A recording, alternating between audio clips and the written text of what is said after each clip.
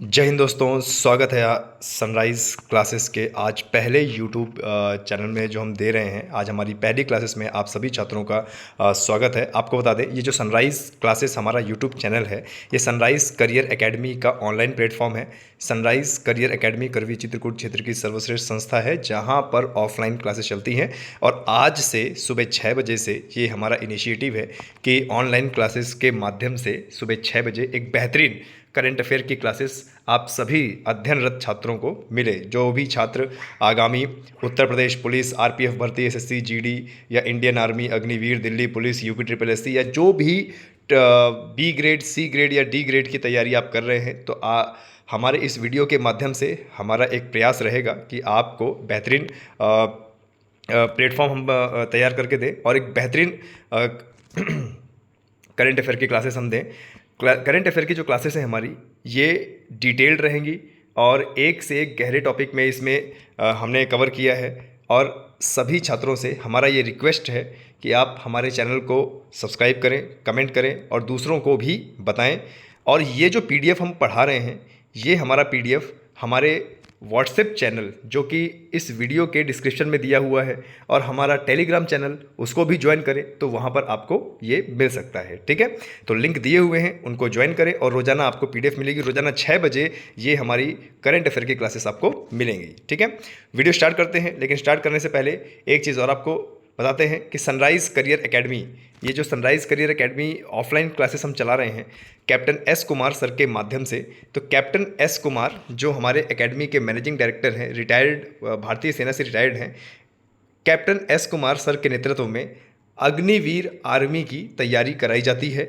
Offline तैयारी कराई जाती है, जिसमें रिटन, मेडिकल और आपको बता दें फिजिकल की तैयारी कराई जाती है। विगत वर्षों में ये हमारे कुछ भारतीय सेना में चयनित छात्र हैं, जो हमारे करवी चित्रकूट डिस्ट्रिक्ट से चयनित हुए हैं अलग अलग इंडियन आर्मी के बटालियन में। तो यदि आपको इंडियन आर्मी अग्निवीर की तैयारी करनी है, सेना में अगर आपको जाना है, तो आपको बता दें हमारी सनराइज़ करियर एकेडमी को ज्वाइन करें। और यहाँ पर कैप्टन एस कुमार सर, जो खुद भारतीय सेना में थे, उनके माध्यम से फिजिकल, रिटन और मेडिकल की तैयारी करें। ठीक है, चलिए आगे बढ़ते हैं। आज का जो करंट अफेयर है, तो सबसे पहला जो हमारा टॉपिक है, हमारा टॉपिक है moon mission sniper.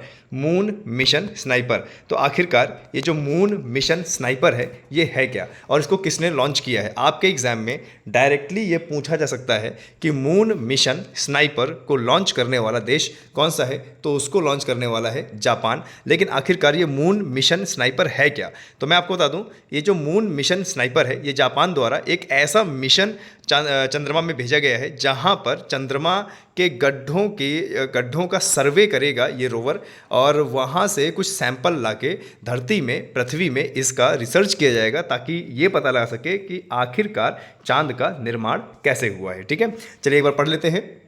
Japan moon mission sniper का टारगेट चांद के शियोली क्रेटर, चांद में एक शियोली क्रेटर है, एक गड्ढा है जिसका नाम शियोली क्रेटर है, की जांच करना है। और ये चांद की सी ऑफ नेक्टर हिस्से में है, और इस हिस्से में स्नाइपर ये जांच करेगा कि चांद कैसे बना था। ठीक है, यानी पृथ्वी का जो निर्माण अभी हुआ है, ये भी एक मिथ है कि आखिरकार ये पृथ्वी का निर्माण कैसे हुआ है।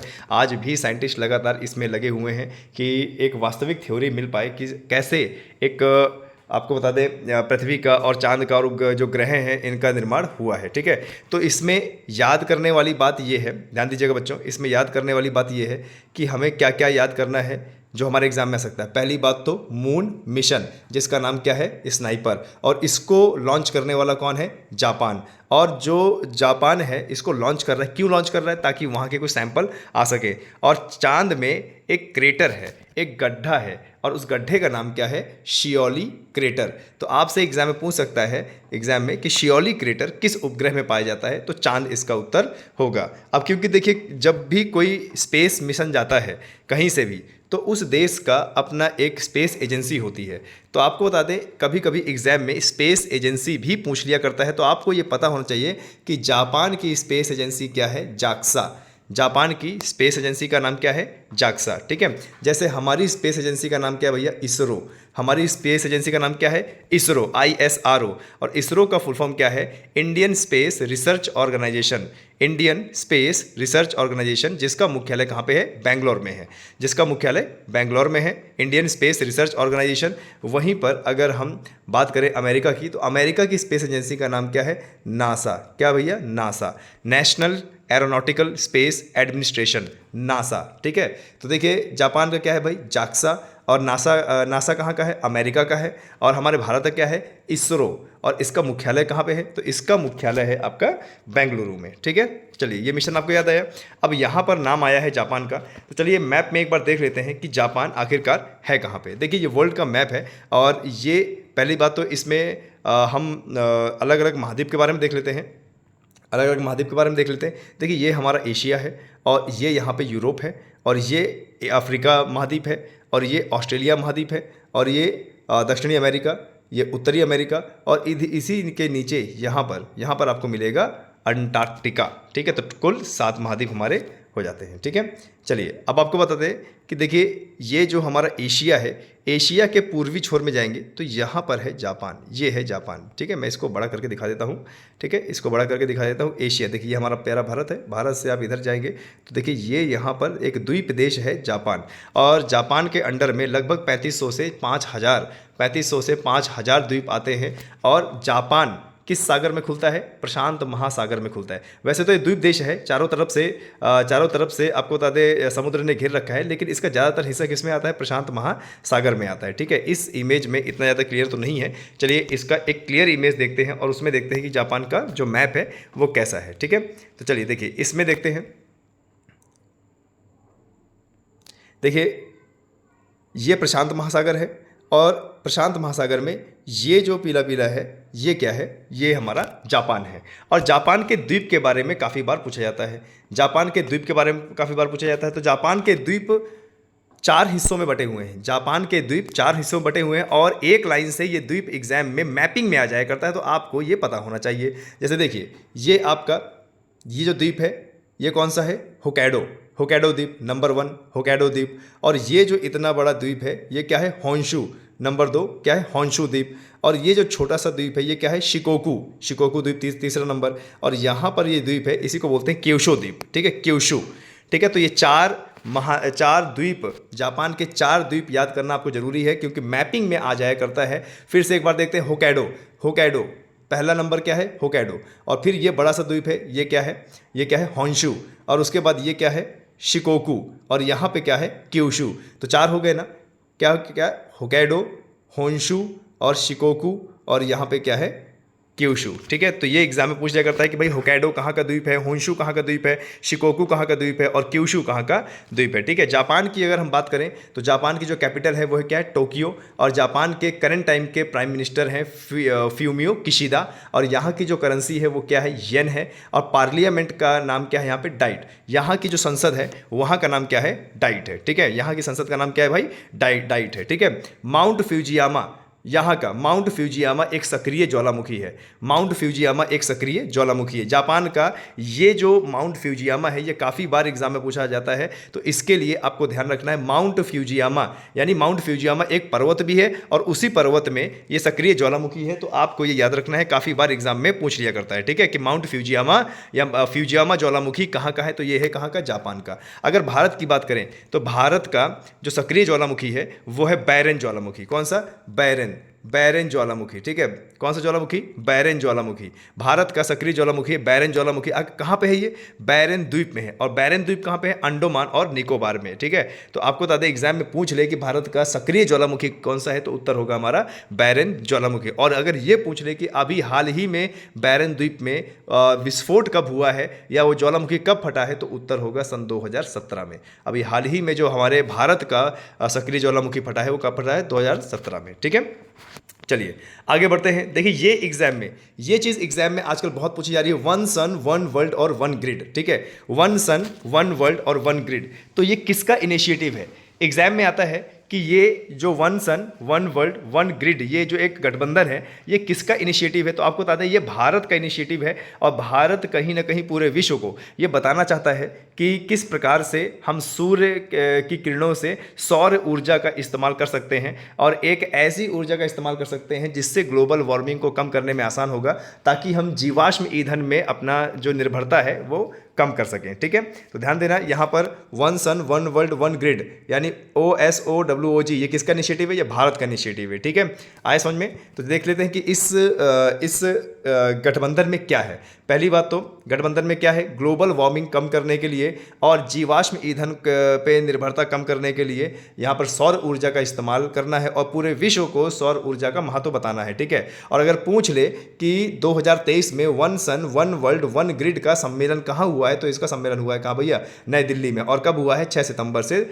2023 को। ठीक है, चलिए देख लेते हैं कि इसका मतलब क्या है। One sun one world one grid नई दिल्ली में 6 सितंबर 2023 को एक सूर्य एक विश्व और एक ग्रिड के बारे में ट्रांसनेशनल ग्रिड इंटरकनेक्शन पर एक दिवसीय सम्मेलन किया गया। अब जरा देख लेते हैं कि ये है क्या, वन सन वन वर्ल्ड है क्या। ठीक है, देखिए पूरे पृथ्वी में कहीं ना कहीं सूर्य चमकता रहता है, यानी सूर्य का जो प्रकाश है वो कभी भी खत्म नहीं होता। पूरी पृथ्वी कहीं ना कहीं इसका जो सौर ऊर्जा है, ताप है, वो कहीं ना कहीं मिल रहा होता है। तो क्यों ना इस सौर ऊर्जा को एक इलेक्ट्रिक ऊर्जा में बदला जाए, और आपको बता दें जीवाश्म ईंधन पर निर्भरता कम की जाए और ग्लोबल वार्मिंग को कम किया जाए, नेचुरल जो ग्रीन हाउस गैसेस हैं उनको कम किया जाए, ताकि पूरे विश्व को आने वाले एक संकट से बचाया जा सके। One sun one world one grid या ग्रीन ग्रिड, इसको ग्रीन ग्रिड के नाम से भी जाना जाता है। One sun one world one grid की अवधारणा कहाँ से मिली है? द सन नेवर सेट्स, यानी जो सूर्य है वो कभी भी अस्त नहीं होता, यानी सूरज कभी भी अस्त नहीं होता।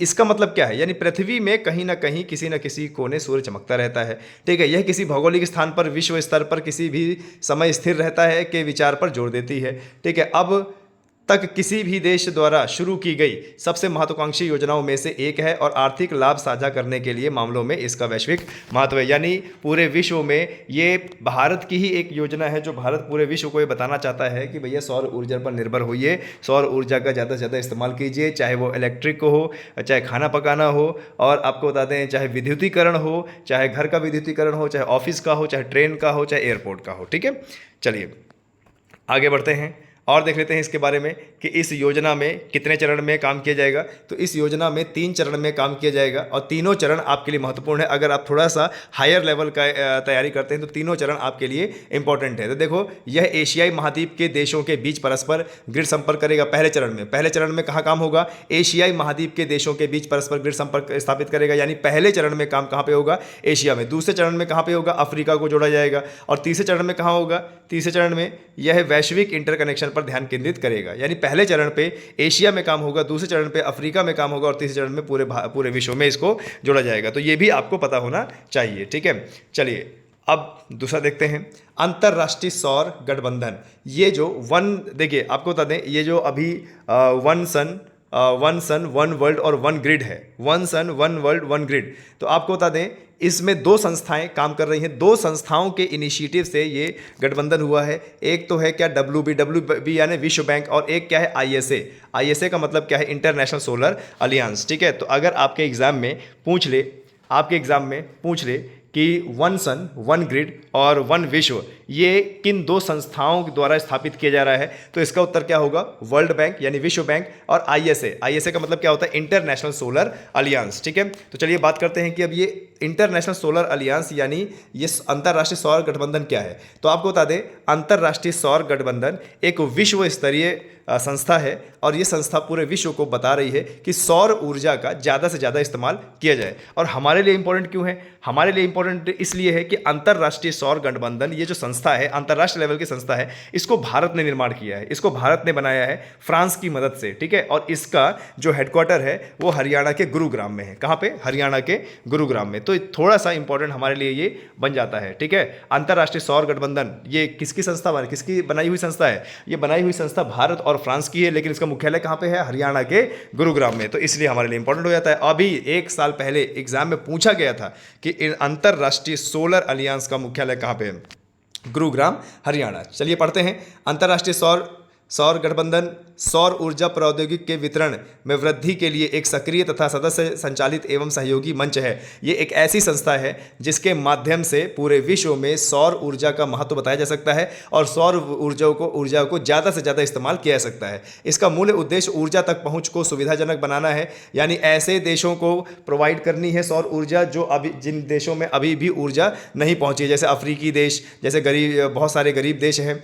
इसका मूल उद्देश्य ऊर्जा तक पहुँच को सुविधाजनक बनाना, ऊर्जा सुरक्षा सुनिश्चित करना और अपने सदस्य देशों में ऊर्जा संक्रमण को बढ़ावा देना। ठीक है, और जरा देख लीजिए कि इसका क्या इंपॉर्टेंट है। शुरुआत में भारत और फ्रांस के संयुक्त प्रयास से ये बना है, और कब बना है? सन 2015 में, और इसमें 21वें कॉन्फ्रेंस ऑफ पार्टी यानी COP21 की जो 21वीं कॉन्फ्रेंस हो रही थी उसके तहत ये संकल्प लिया गया और उसके तहत ये बनाया गया। ठीक है, चलिए आगे बढ़ते हैं। हमारा जो अभी अंतर्राष्ट्रीय सोलर अलियांस है, तो जरा देखिए कि उसने क्या क्या काम किया है। अफ्रीकी देशों में जहां पहले 10% हिस्सेदारी थी, 10% हिस्सेदारी को या 10% निवेश को बढ़ाकर भारत ने कितना कर दिया? 35% कर दिया कि अफ्रीकी देश में इंटरनेशनल सोलर अलियांस के तहत जो भी वहां पर सौर ऊर्जा के लिए प्लांट लगाए जाएंगे उसमें अब जो निवेश होगा वो कितना होगा? 35% होगा। मलावी गणराज्य के संसद भवन का सौरीकरण करेगा भारत इस ISA के तहत, और फिजी गणराज्य में ग्रामीण स्वास्थ्य सेवा केंद्रों का सौरीकरण करेगा इस ISA के तहत,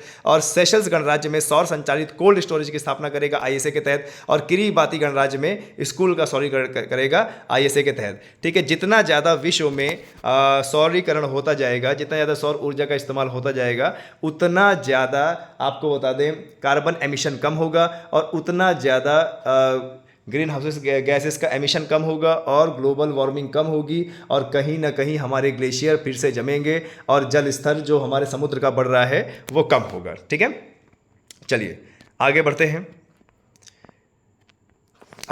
पर्यावरण संरक्षण अधिनियम, क्योंकि पर्यावरण की बात हो रही है तो ये पॉइंट बार बार एग्जाम में पूछा जाता है। पर्यावरण संरक्षण अधिनियम, हमारे देश में पर्यावरण संरक्षण अधिनियम कब पारित हुआ? तो एक डेट याद रखना है, 1986। इसको वेरी वेरी इंपॉर्टेंट कर लीजिए, क्योंकि ये एग्जाम में बहुत ज़्यादा पूछा जाता है कि पर्यावरण संरक्षण अधिनियम पारित कब हुआ? 1986। ये 1986 याद रखना है। इसके तहत क्या किया गया है कि भैया हमें अपने पर्यावरण का संरक्षण करना है, यानी पेड़ पौधे को काटना नहीं है, यानी कार्बन एमिशन कम करना है, यानी कार्बन जो प्रोड्यूस हो रहा है हमारे देश से उसको कम करना है। ठीक है, इसको इंग्लिश में EPA बोलते हैं, एनवायरमेंटल प्रोटेक्शन एक्ट, यानी पर्यावरण संरक्षण अधिनियम। तो EPA को भारतीय संविधान के अनुच्छेद 253 के तहत अधिनियमित किया गया था। अब ये जो प्रश्न है थोड़ा सा हमें यहाँ पर संविधान के माध्यम से थोड़ा सा इंपॉर्टेंट लग रहा है, क्योंकि संविधान में पूछा जा सकता है कि किस अनुच्छेद के तहत पर्यावरण संरक्षण अधिनियम दिया गया है। तो अनुच्छेद 253 के तहत, जो अंतर्राष्ट्रीय समझौतों को प्रभावी करने के लिए कानून बनाने का एक प्रावधान है। तो यहाँ पर थोड़ा सा संवैधानिक रूप से भी आपको पढ़ना है कि अनुच्छेद 253 के तहत किसका प्रावधान है? पर्यावरण संरक्षण अधिनियम का प्रावधान है। कब पारित हुआ? 1986 में। अच्छा, इसकी बात करें, पर्यावरण को राज्य के नीति निदेशक तत्वों में भी जगह मिली है। ठीक है, ध्यान देना, पर्यावरण को राज्य के नीति निदेशक तत्वों में मिली है। तो पहली बात, राज्य के जो नीति निदेशक तत्व है वह कहाँ पे उल्लेखित है?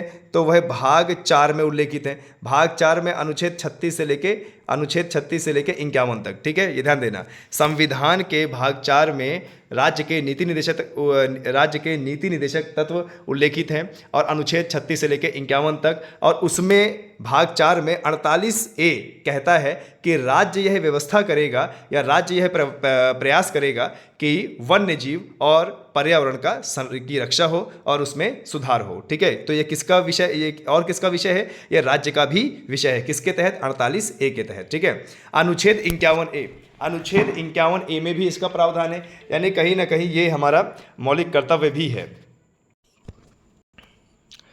मौलिक कर्तव्य में भी इसका उल्लेख है। और मौलिक कर्तव्यों की अगर बात करें तो मौलिक कर्तव्य भाग 4A में, मौलिक कर्तव्य भाग 4A में और 51A में इसका प्रावधान है। और आपको एक चीज़ बता दें कि अनुच्छेद 51A में ये कहा गया है कि प्रत्येक नागरिक का यह कर्तव्य होगा कि वह पर्यावरण को बचा के रखे। ठीक है, चलिए आगे बढ़ते हैं।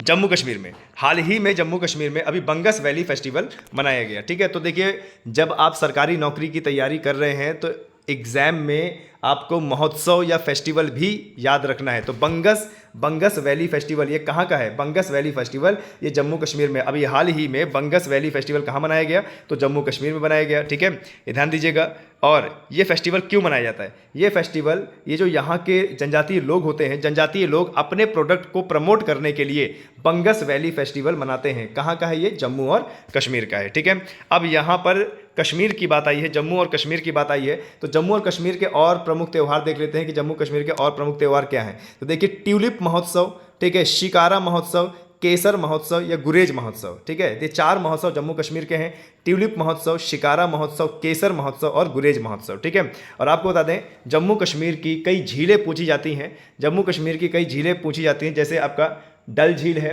जैसे आपका डल झील है, और आपका बैरीनाग झील है, और शेषनाग झील है। ठीक है, यहाँ पर जम्मू कश्मीर के 2 प्रोडक्ट को जीआई टैग भी मिला है। जम्मू कश्मीर के 2 प्रोडक्ट को जीआई टैग मिला है, और वो जीआई टैग है क्या? एक तो किश्तवाड़ का केसर है, ध्यान देना, किश्तवाड़ का केसर है, और क्या है यहाँ पर? पश्मीना शॉल है। पश्मीना शॉल और किश्तवाड़ का केसर, इन दोनों को जीआई टैग मिला हुआ है। भूगोल में इसका एक प्रश्न आता है, करेवा क्या होता है? ठीक है, करेवा क्या होता है और करेवा शब्द कहाँ इस्तेमाल किया जाता है? ये काफ़ी बार एग्जाम में पूछा गया है कि करेवा क्या होता है। तो आपको बता दें, करेवा शब्द जम्मू कश्मीर में इस्तेमाल किया जाता है। करेवा कश्मीर घाटी में पाए जाने वाले झील निक्षेप होते हैं, बड़े बड़े, आपको बता दें, ग्लेशियर टाइप के पत्थर होते हैं, हिमानी जैसे पत्थर होते हैं, जो मोटे मोटे निक्षेप होते हैं। ठीक है, और इसमें हिमोड़ उपस्थित होते हैं। ये कहाँ पाए जाते हैं? तो ये पीर पांजाल श्रेणियों में पाए जाते हैं। कितनी ऊंचाई में? 1500 से 1850 मीटर की ऊंचाई में। ठीक है, आगे बढ़ते हैं। नाम आया है यहाँ पे जम्मू और कश्मीर का, तो जरा मैप देख लेते हैं। ये हमारे भारत का मैप है, और देखिए ये जो है इतना, ये पूरा पहले जम्मू और कश्मीर हुआ करता था, और सन 2019 में धारा 370 में बदलाव करके, ध्यान देना, सन 2019 में धारा 370 में कुछ बदलाव करके ये पूरे जम्मू कश्मीर को 2 केंद्र शासित प्रदेश में बांट दिया गया। एक केंद्र शासित प्रदेश है आपका जम्मू और कश्मीर, और दूसरा क्या है? लद्दाख। तो जम्मू और कश्मीर का जो राजधानी है वो श्रीनगर है, और लद्दाख की जो राजधानी है वो क्या है? लेह है। तो इस प्रकार से वर्तमान में भारत के पास अभी 28 राज्य और 8 केंद्र शासित प्रदेश हैं। ठीक है, चलिए थोड़ा सा आगे बढ़ते हैं।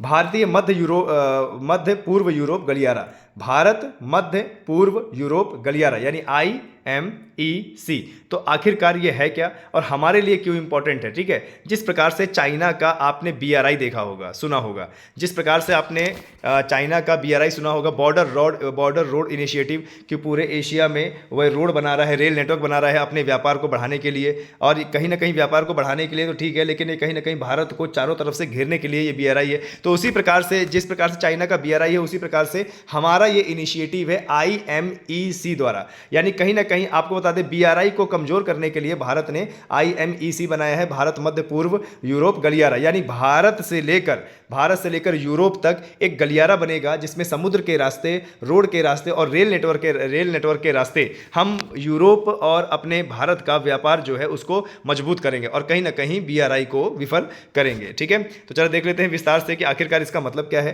प्रस्तावित IMC में रेल मार्ग बनेगा, शिप टू रेल मार्ग बनेगा, नेटवर्क बनेगा, और सड़क परिवहन मार्ग भी इसमें बनेगा। ठीक है, यानी जहां जहां जरूरत पड़ेगी वहां रेल मार्ग बनाया जाएगा, और जहां जहां जरूरत पड़ेगी वहां पर जहां बंदरगाह है, बंदरगाह से रेल नेटवर्क और सड़क भी इसमें बनाई जाएंगी। इसमें 2 चरण में काम चलेगा, एक पूर्वी गलियारा जो भारत को अरब की खाड़ी से जोड़ेगा, और एक उत्तरी गलियारा जो खाड़ी को यूरोप से जोड़ेगा। ध्यान देना, पहला गलियारा क्या होगा? भारत को अरब की खाड़ी से जोड़ेगा, और अरब की खाड़ी से कहां पर? यूरोप से। ठीक है, इसका मैप भी आगे दिखाएंगे। IMEC गलियारे में एक विद्युत केबल, एक हाइड्रोजन पाइपलाइन और एक हाई स्पीड डेटा केबल भी इसमें शामिल होगी। ठीक है, जरा आगे चल के इसका मैप देख लेते हैं। देखिए, ये यहाँ पे यूरोप है और ये हमारा भारत है। तो देखिए, हमारे मुंबई से यहाँ पर अरब की खाड़ी तक ये जहाज से जाएगा, और इसके बाद सऊदी अरब में रेल नेटवर्क और सड़क का निर्माण होगा। उसके बाद ये इजराइल जाएगा, और इजराइल जाने के बाद ये सीधे यूरोप में, ग्रीस में जुड़ेगा। तो ये हमारा एक इनिशिएटिव है